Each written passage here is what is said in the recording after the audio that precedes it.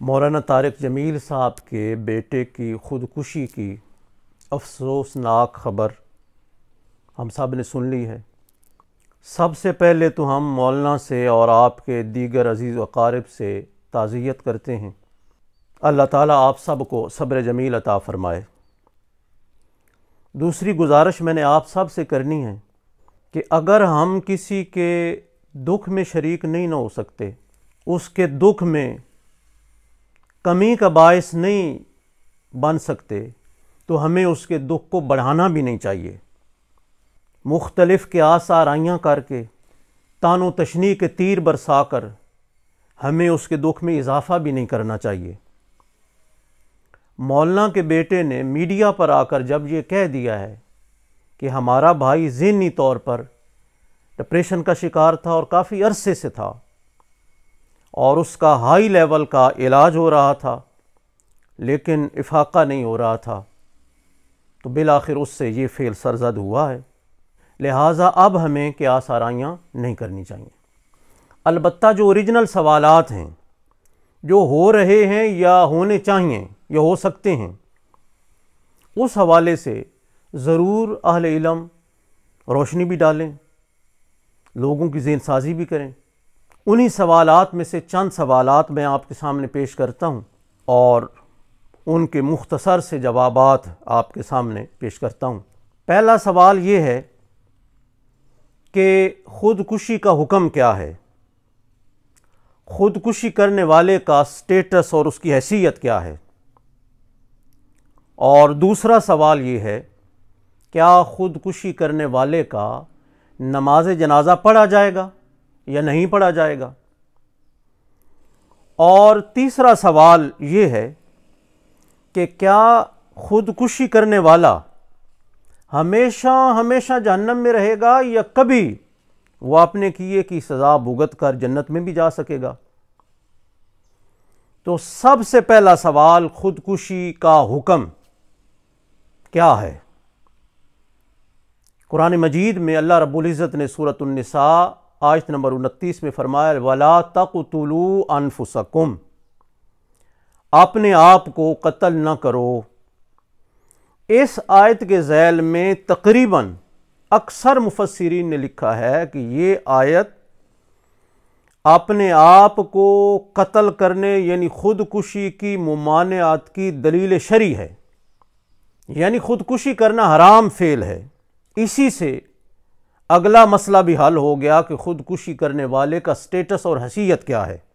ظاہر سی بات ہے کہ خودکشی جب حرام فعل ہے تو حرام کا مرتکب یا کبیرہ گناہ کا مرتکب فاسق فاجر ہوتا ہے۔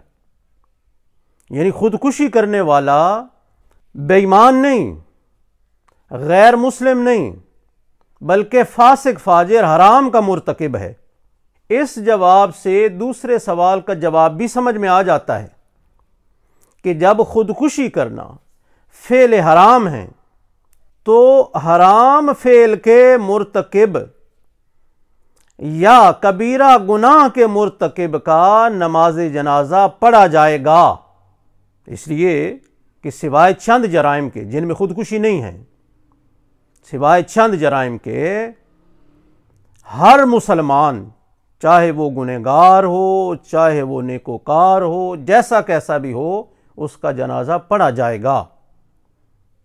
اب آپ کے ذہن میں ایک سوال آ رہا ہوگا کہ مسلم شریف میں حدیث ہے، نبی پاک صلی اللہ علیہ وسلم کے پاس ایک جنازہ ایسے شخص کا لایا گیا کہ جس نے اپنے آپ کو ایک لوہے کے آلے سے زخمی کیا تھا اور وہ انہی زخموں کی وجہ سے، خون بہنے کی وجہ سے مر گیا تھا۔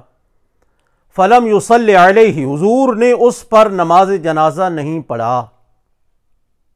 تو آپ کے ذہن میں آ رہا ہوگا کہ جب حضور نے نہیں پڑھا تو پھر پڑھنا جائز ہی نہیں ہوگا۔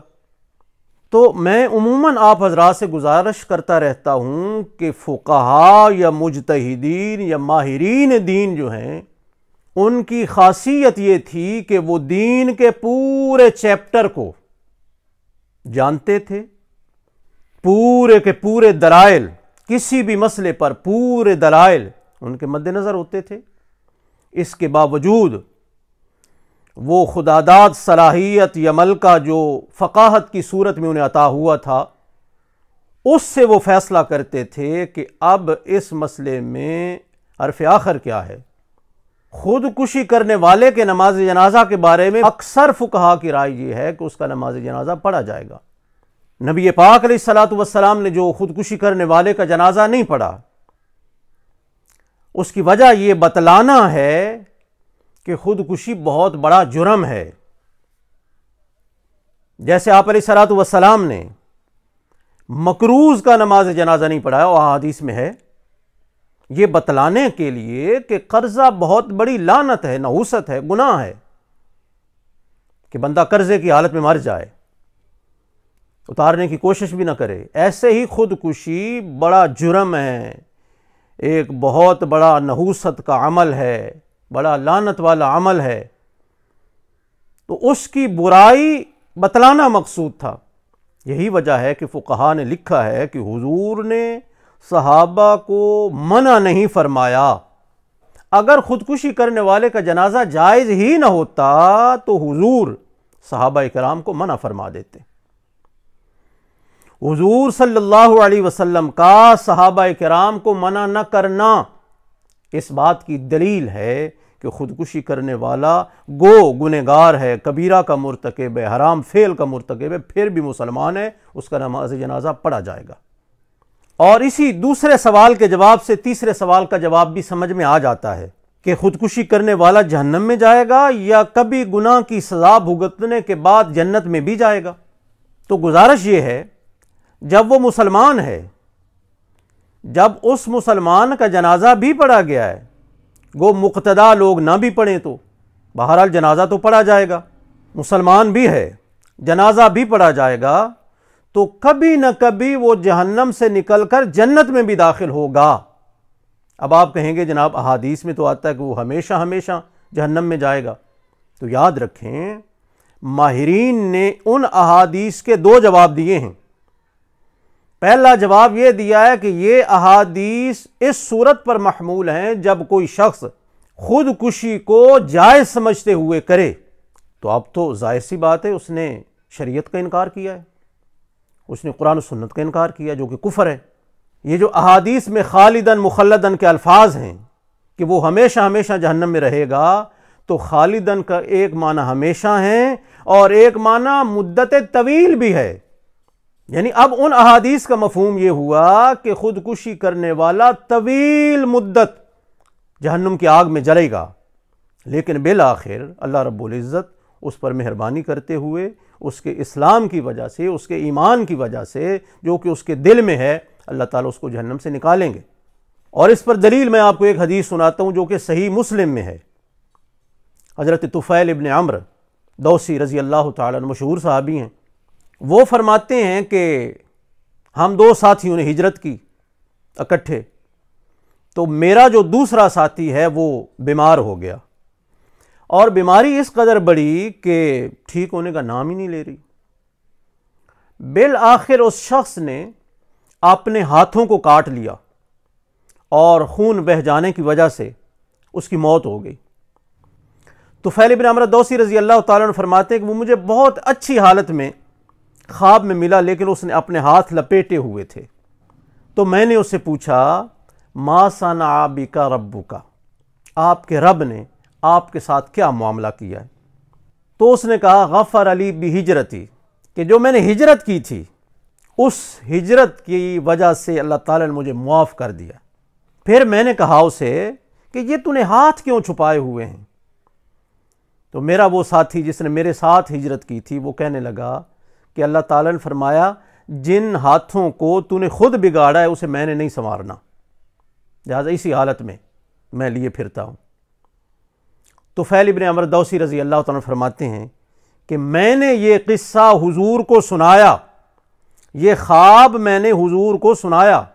آپ صلی اللہ علیہ وسلم نے اس صحابی کے لیے جس نے خودکشی تھی دعا فرمائی، اللہم ولیدیہ فاغفر، اللہ اس کے ہاتھوں کو بھی معاف کر دے، یعنی جیسے اس کے باقی بدن کو تو نے معاف کر دیا ہے ویسے ہی اس کے ہاتھوں کو بھی معاف کر دے۔ اب دیکھیں، صحابی نے خودکشی کی ہے، اور وہ جو بخاری مسلم میں حدیث ہے کہ ایک شخص کو حضور کے پاس لایا گیا تھا نا، جس کا حضور نے جنازہ نہیں پڑھایا تھا، یہ وہی شخص ہیں۔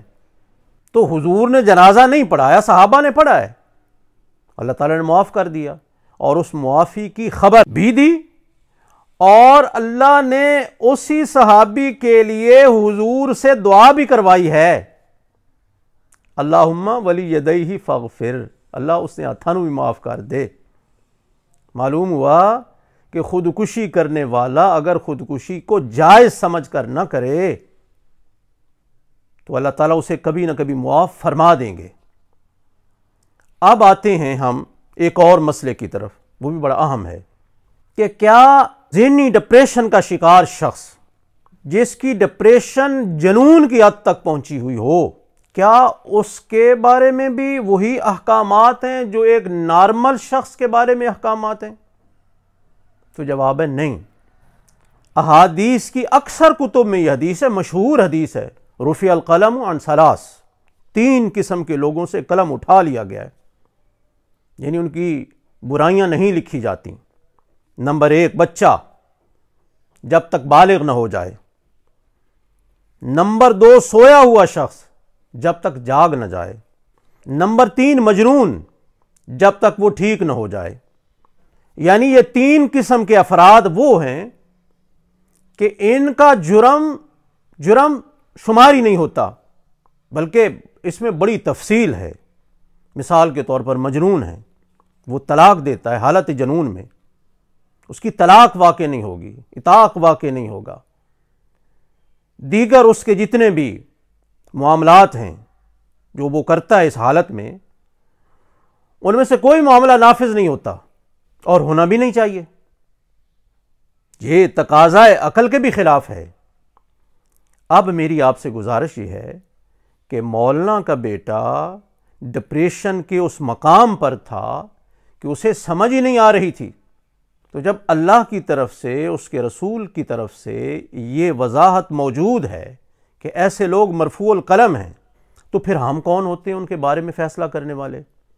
بس اللہ تعالیٰ سے دعا کریں کہ اللہ تعالیٰ سب کی حفاظت فرمائے، سب کی اولادوں کی حفاظت فرمائے، اور اللہ تعالیٰ ایمان کی سلامتی کے ساتھ ہم سب کو اس دنیا سے آخرت کی طرف لے جائے۔